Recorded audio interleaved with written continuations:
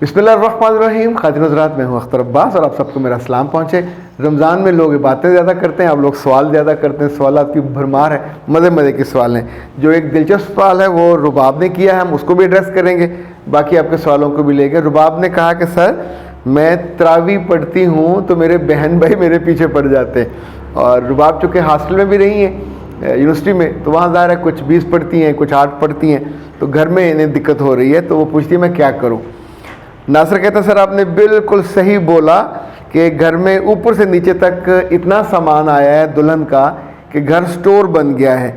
अच्छा आप सोचिए कि उसके घर वालों ने एक एक चीज़ पे लिटरली, अब तो बेड भी लाखों में बनता है, सोफ़े हो, टेबल हो, डाइनिंग टेबल हो।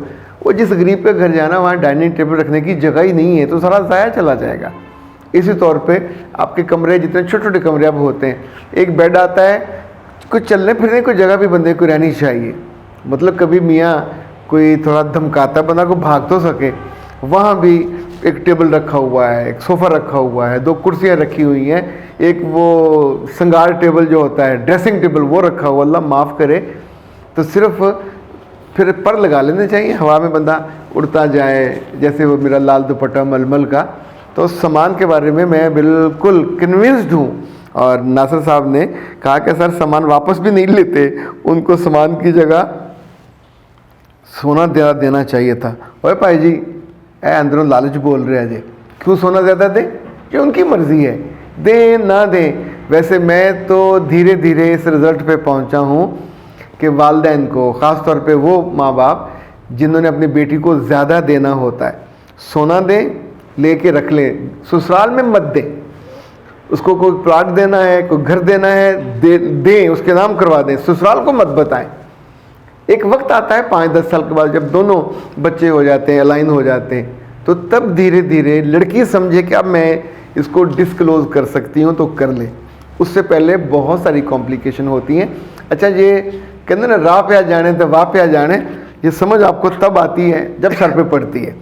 अली कहते हैं या कहती हैं सर जी आप ठीक कहते हैं, लोग पहले कहते हैं हमें कुछ भी नहीं चाहिए और उसके बाद ताने मार मार कर पागल कर देते हैं। हमारे असिस्टेंट साहब ने ताने तोए ऐन नुनिये ने को ते से लिखा हुआ है। ओके, अच्छा जी। मानो कहती हैं सर जी मैं एक यतीम बच्ची हूँ, मेरी शादी को 2 साल हो गए हैं और मेरे ससुराल वालों ने मुझे ताने मार मार कर मेरा हशर कर दिया है। यतीम होना क्या कोई जुर्म है और यतीम होने में मेरा क्या कसूर है? बेटा इनफैक्ट ना तो आपका कसूर है ना यतीम होना का मसला है, मसला उनकी कमीनगी का और लालच का है। वो सोचते हैं लोग इस तरह के कि इसके माँ बाप होते तो हम प्रेशराइज़ करते, कभी कोई चीज़ मंगवाते, कभी कोई चीज़। अब ज़ाहिर है आपके भाई भाभियाँ होंगी, तो भाई भाभियाँ जितने भी अच्छे हों उनसे माँ बाप जैसे मेहरबानी और करम का जो है तो तोको भी नहीं रखी जाती। अच्छा जनाब, राबिया कहते हैं सर जी इन लड़कियों के बारे में गाइड कीजिए जिनकी माँ इस दुनिया में नहीं होती, वो किस तरह अपनी ज़िंदगी गुजारे। बेटा इनको तो ऐसे चलना चाहिए जैसे कांटों में चलते हैं, अपने दामन को बचा के चलते हैं। हर रिश्ते को, हर ज़्यादा इजहार मोहब्बत करने वाले को, इन बच्चियों को आमतौर पर मैंने देखा है इनको काम ज़्यादा आते हैं, ये ज़्यादा रिस्पॉन्सिबल होती हैं। बहुत कम होंगी जो नादान होती हैं। एक चीज़ आपकी ज़िंदगी में कम हो, लाइक मिर्चें कम हो खाना पकाते हुए, तो फिर क्या करोगे? मिर्चों के बिना पका लोगे, आप जाओगे, अरेंज करोगे, किसी को ज़ुमे लगाओगे। तो जो ज़िंदगी के इंग्रेडिएंट हैं इनको पूरा करना लाजिम है। ज़िंदगी अपने पूरे इंग्रेडिएंट के बिना, मोहब्बत भी है, खिदमत भी है, अतात भी है, अपनी इबादत भी है, अपनी सेहत भी है, ये सारी चीज़ें उसके अंदर शामिल हैं, तो फिर आपकी ज़िंदगी आगे चलती है। अच्छा प्यारे बच्चे, रुबाब आपने कहा कि मेरी तरावी पढ़ने पे बहुत पाबंदी और मसला होता है। इससे पहले कि मैं आपको जवाब दूँ, मैं आपको दिलचस्प बात बताऊँ। हमारे घर में हमारे अब्बा अम्मा सभी 20 तरावी पढ़ते थे, तो हमेशा अपनी ज़िंदगी में देखा 30 साल कि हमेशा बाजमात जाके पढ़ते थे। अच्छा, बीच में जैसे मैं थोड़ा जब बड़ा हुआ तो मैंने फिर 8 पढ़नी शुरू की, और लेकिन ये को बहुत दलील से नहीं थी, दलील मुझे बाद में पता चली, पर वो दलील तो बिल्कुल ही मुख्तलिफ थी। आप सोचिए कि अल्लाह के रसूल सल्लल्लाहु अलैहि वसल्लम ने कुल 3 दिन तरावी पढ़ी, चौथे दिन लोग बैठे इंतज़ार करते रहे, आप नहीं आए, جب بہت وقت گزر گیا تو آپ آئے. اچھا میرا خیال ہے مسکرائے بھی ہوں گے. آپ نے آ کے کہا میں تمہاری بے چینی بھی دیکھ رہا تھا, میں تمہاری بےتابی بھی دیکھ رہا تھا, پر میں ڈر رہا تھا کہ اگر میں گیا, ظاہر سے عبادت میں مزہ آتا ہے, خود اللہ کو بھی مزہ آتا ہے جب لوگ اس کا شکر گزاری کرتے ہیں, سجدے کرتے ہیں, جھکتے ہیں. تو کہا میں ڈر گیا کہ کہیں تم پر یہ واجب نہ ہو جائے, تو اس لیے میں نہیں آیا. اللہ کے رسول کو 10 12 11 سال میرا خیال ملے رمضان, اور مجھے ایگزیکٹ اب اندازہ نہیں ہے, ایسے بعد میں آپ میرے بارے میں کچھ کہیں گے انہیں کتنے رمضان ملے, لیکن جو مختلف روایات ہیں وہ ان کے کم دنوں کے پڑھنے کی ہیں, بہت زیادہ پڑھنے کی نہیں. اب میں آپ کو ایک بڑی خوبصورت کتاب ہے, اس کا نام ہے رسائل و مسائل, اس میں سے ایک جواب آپ کو میں دینا چاہوں گا اگر وہ مجھے مل جائے تو. اچھا خاتون حضرات, میری گزارش یہ ہے کوئی 8 پڑھے, کوئی 20 پڑھے, یا آپ 40 پڑھ لیں. رمضان ہے کس لیے؟ عبادت کے لیے. تو مولانا سید ظفر اللہ مودودی رحمہ اللہ نے فرمایا کہ اگر تم 8 پڑھتے ہو تو پڑھنے دو, تم 20 پڑھ لو. یعنی آپ اپنے فوکس کرنے کی بجائے, دنیا میں اس سے بڑے مسائل ہیں, دنیا میں سے زیادہ بڑی پریشانیاں ہیں کہ آپ اپنا کام چھوڑ کے دوسرے کی عبادت کے بارے میں پریشان ہونے لگ جاتے ہیں. آپ 20 پڑھو گے آپ کو 20 کا اجر ملے گا, آپ 40 پڑھو گے, یہ نفل ہیں, یہ کوئی فرض نماز یا واجب نماز نہیں ہے, لیکن پڑھنے چاہیے, یہ ضروری ہے, کیونکہ باقی سال تو نفل پڑھے بھی نہیں جاتے, تو پڑھتے رہنا. لیکن ہم عجیب مخلوق ہیں, ہم دوسروں کی عبادت, دوسروں کے طرز عبادت پہ بھی پریشان ہوتے ہیں. لائک میں آپ کو دلچسپ بات بتاؤں کہ جو ہمارے اہل حدیث بھائی ہیں وہ 8 پڑھتے ہیں. ایک دفعہ میں اپنے بچوں کو ان کی مسجد میں لے گیا. میری اہلیہ کا یہ شوق ہے کہ مجھے کم سے کم 100 مسجدوں میں آپ جمعہ پڑھائیں, اور جہاں بہت اچھی قرت ہوتی ہے ان کا وہاں جانے کو دل چاہتا ہے. اچھا جب ظاہر وہاں مردانہ الگ تھا, زنانہ الگ تھا, جب بعد میں آ کے گاڑی میں بیٹھے تو میرے بچوں نے جس طور پہ وہ اظہار کیا, مطلب ان کے جو پنڈلیاں تھیں وہ سوجی ہوئی تھیں. اب 8 تراویح میں مولوی صاحب نے جو 1.5-2 سپاروں کی تقسیم تھی وہ ویسے کی جیسے, اب مردوں کو تو پتہ نہیں چلتا, اب عورتیں بیچاری اتنا لمبا اتنی دیر کھڑے ہو کر نہیں پڑھ سکتی. اور اس کے بعد انہوں نے دوبارہ وہاں جانے کا نام نہیں لیا. تو اچھا 20 پڑھنے کے لیے انہیں ہمیشہ وہ خوش راضی ہوتی ہیں کہ جی ہمیں منصورہ لے جائیں, وہاں کی قرت بہت اچھی ہے, وہاں خواتین بہت ساری. لیکن وہاں بھی انہیں کبھی کبھی یہ شکایت ہوتی ہے کہ بچیاں اگر پیچھے ذرا کچھ 2 منٹ ریسٹ کرنے لگیں تو کوئی نہ کوئی خاتون ڈانٹ دے گی, تو یہ ٹھیک نہیں ہے. جو آگے اللہ کا مہمان پڑھنے کے لیے اس کو پڑھنے دینا چاہیے. فرض کریں 10 کے بعد بندہ تھک گیا تو ڈنڈا لے کے اس کو کیوں مارنے پہ آپ تل جاتے ہیں کہ تم اب کرو 20 پورے. 20 کا جو اجر ہے یہ زمر کو جائے گا. تراویح کا نام بھی بعد میں رکھا گیا, یہ اس زمانے میں نہیں تھا. اس زمانے میں تو یہ قیام اللیل تھا, یعنی اللہ کے لیے اس کو راضی کرنے کے لیے اب رات کی جو نماز پڑھتے ہیں قیام اللیل, وہ اس کو لفظ استعمال کیا جاتا تھا. جس دین کو اللہ نے اتنا مہربان پیغمبر دیا ہو کہ وہ عبادت کے معاملے میں بھی اتنا کیئرفل ہو کہ کہیں یہ واجب نہ لوگوں پہ ہو جائے. یعنی ایک آدھ دفعہ اللہ کے رسول نے غصہ کیا عبداللہ بن مسعود پہ, یہ بہت جید دبلے پتلے سے صحابی تھے, نیک بڑے تھے. تو یہ بعض جگہوں پہ نماز پڑھانے جاتے تھے, عشاء کی تو بہت لمبی پڑھاتے تھے, تو لوگ آ کے لوگوں نے شکایت کی. تو لوگوں نے کہا جی سارا دن کام کرتے ہیں, تھک جاتے ہیں, اوپر سے یہ آ کے سورہ آل عمران یا سورہ بقرہ شروع کر دیتے ہیں. تو اللہ کے رسول نے ان کو سمجھایا نہیں تھا, ناراض ہوئے تھے. اور آپ نے اس کی دلیل دی تھی کہ بعض لوگوں کے بچے رو رہے ہوتے ہیں, بعض ایسا ہو رہا ہوتا ہے, تو تمہیں کیوں تمہارے دل میں رحم نہیں آتا, تم ان کے لیے نماز کو کیوں نہیں چھوٹا کرتے. اب رمضان میں جو یہ ہے قیام اللیل یا تراویح آپشن ہے نمبر 1, پر اللہ کی قربت میں آپ سے رات کو اولین پہر میں پڑھا جائے پڑھ لیجئے, رات کے آخری پہر میں پڑھا جائے تب پڑھ لیجئے.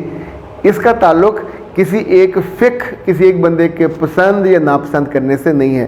اپنے بھائی بہنوں سے یہ گزارش کیجئے, اور اگر انہیں میری باتیں سنا دیجئے کہ اے پیاری بہنوں اور اے پیارے بھائیوں, اپنے ان بہن بھائیوں کو ہیلپ کیا کریں جو عبادت میں شغف رکھتے ہیں. ان کے لیے دعا کیا کیجئے, پاس سے گزرتے ہوئے ان کے ماتھے پہ بوسہ دیجئے, ان کے کندھے پہ ہاتھ رکھیے, انہیں کہیے کہ تم بہت اچھا کر رہے ہو. اس کی عبادت کا اجر کس کو جائے گا؟ آپ کے ماں باپ کو جائے گا. اس کی عبادت کا اجر کس کو جائے گا؟ آپ کے ماں باپ کو جائے گا. جس نے بھی اس خاندان میں نیکی کا دین کا بیج ڈالا ہوگا اس کو جائے گا. کیوں نہیں جائے گا؟ اب اس نے 8 پڑھ لی اور 8 کا اجر اس کو 1 من مل گیا, آپ کو کیا اعتراض ہے؟ اس نے 20 پڑھی, 20 کا اجر اس کو 2 من مل گیا. آپ 20 پڑھنے پہ آمادہ ہیں, 20 پڑھیے. اس سے زیادہ نفل پڑھنے پہ بھی کوئی پابندی نہیں ہے. لوگ بعض ایسے بھی ہیں جو زیادہ پڑھتے ہیں. اور بہت اچھا, ایک اور بات, وطر اللہ کے رسول صلی اللہ علیہ وسلم ہمیشہ یہ وطر واجب ہے اس رات کا, وہ تو تہجد کے ساتھ پڑھتے تھے, عشاء کے ساتھ نہیں پڑھتے تھے. ابھی ہم نے اپنے لیے آسانی کر لی ہے, وطر 1 ہے, وطر 3 ہے, وطر 5 ہے, وطر 7 ہے. ہم کبھی اس طرف نہیں جائیں گے زیادہ کی طرف, کم کی طرف جائیں گے اور لڑنے کے لیے جائیں گے. مطلب خانہ کعبہ میں جب وطر کی نماز ہوتی ہے تو اس کے بعد وہ رکوع کر کے اللہ اکبر, تو پھر وطر وہ دعا میں مانگتے ہیں. انہوں نے کہیں پڑھا ہوگا نا, اللہ کے رسول کا گھر ہے, اللہ کا گھر ہے, تو وہ جو ان کے پاس ثبوت اور مطالعہ ہے اس کے بعد ہی انہوں نے یہ فیصلہ کیا.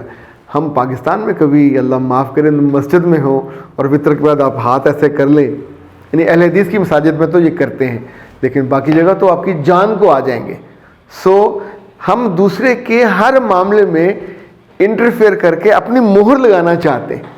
یہ طرز عمل ٹھیک نہیں ہے, نہ بہنوں کا نہ بھائیوں کا. جب ایسے ہاسٹل ہیں, ہاسٹلوں میں ہر طرح کی ورائٹی ہوتی ہے, ہر فرقے کے مذہب کے لوگ ہوتے ہیں, یعنی مذہب تو خیر کم زیادہ مسلم ہوتے ہیں. وہاں اگر آپ کے اندر یہ شغف پیدا ہو جائے کہ آپ, اتنی بڑی لائبریری ہوتی ہے, بخاری, مسلم, مشکات, سہستہ کی جو کتابیں ہیں, تو ان کو بندہ پڑھنے کی اپنی عادت بنائے. رمضان میں صبح 1 گھنٹہ ضرور آپ رکھ لیں اس کے لیے کہ مجھے قرآن پاک پڑھنا ہے. اور قرآن پاک کو رمضان میں آپ جو ہم جیسے تحت اللفظ پڑھتے ہیں, تجویز کہتے ہیں اس کو. ایک تو حفظ والے ہیں نا, آنکھیں بند کر کے پڑھتے رہتے ہیں, تو ایک وہ تجویز والے جیسے ہم لوگ پڑھتے ہیں. مجھے یہ لگتا ہے کہ رمضان میں آپ کو 1 گھنٹہ ضرور رکھنا چاہیے جب صرف ترجمہ پڑھ رہے ہوں. ہم کو اللہ کی بات اتنے بڑے ہونے کے بعد بھی سمجھ نہیں آتی کہ اس نے اس کتاب میں کہا ہوا کیا ہے. بے علمی, کم علمی, یہ آپ کو آپ سوچیں کہاں لے کے جاتی ہے, اس طرح کے طرز عمل پہ کہ ہم دوسرے کی عبادت پہ بھی قابض ہونا چاہتے ہیں. اسی طور پہ احادیث کا کوئی نہ کوئی مجموعہ ضرور خریدیے. ہر حدیث کے مجموعے میں ایک موضوع پہ 20-20, 30 احادیث ہوتی ہیں. کنفرم کرنے کے لیے ایک بات کو کئی صحابہ سے پوچھا گیا ہوتا ہے. اسی طور پہ فیروز کی کتاب ہے جو قرآن کی اور حدیث کی, مقبول صاحب کی لکھی ہوئی ہے. انہوں نے اسی موضوع پہ قرآن, اسی موضوع پہ احادیث جو آپ کو خریدنی چاہیے. احادیثی کتاب ایک جو ہم نے بچپن میں پڑھی وہ تھی راہ عمل اور زاد راہ. یہ دونوں بڑی خوبصورت اسلامی پبلیکیشن ان کو چھاپا ہے. ان میں بہت سلیقے سے مشعل راہ تھی ہم نے جو پڑھی.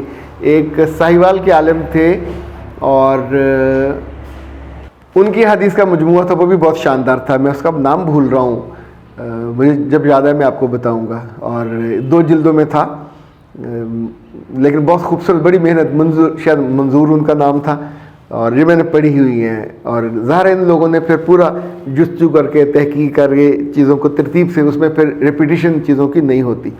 لیکن اس رمضان میں ضرور کرنا چاہیے. اور جن کو شوق ہے دوسروں کی عبادت پہ, دوسروں کے, اچھا ایک بات اور یاد رکھیں, روزہ جلدی کھولنے کا حکم ہے. ہماری مساجد والے روزے کے فوراً بعد نماز کا وقت بدل دیتے ہیں. تو جب رمضان ہوتا ہے ہم اڈیکتے رہتے ہیں اذان ہو. وہ غریب کا بچہ, اس نے بھی وہ جو لکھا ہوا رکھا ہوا ہوتا ہے, تو بے وجہ ہمارا روزہ لیٹ ہو جاتا ہے. اہل حدیث والے جو جلدی روزہ کھولتے ہیں تو کافی جلدی کھول لیتے ہیں. تو میں بھی کبھی کبھی بچوں کی آنکھ بچا کے تو جلدی کھجور کھا لیتا, اللہ معاف کرے, وہ جان کو آ جاتے ہیں بابا نے روزہ. تو انہیں ہم اتنے بعض چیزوں پہ وہ ہو جاتے ہیں, تو ان کو کھولے تو سمجھاتے رہتے ہیں کہ اللہ کے رسول کا حکم ہے روزہ جلدی کھولو. اور جب تک جلدی کھولتے رہو گے اس میں بھلا ہے, اس میں فلاح ہے. اختر عباس کو دیجیے اجازت. السلام علیکم.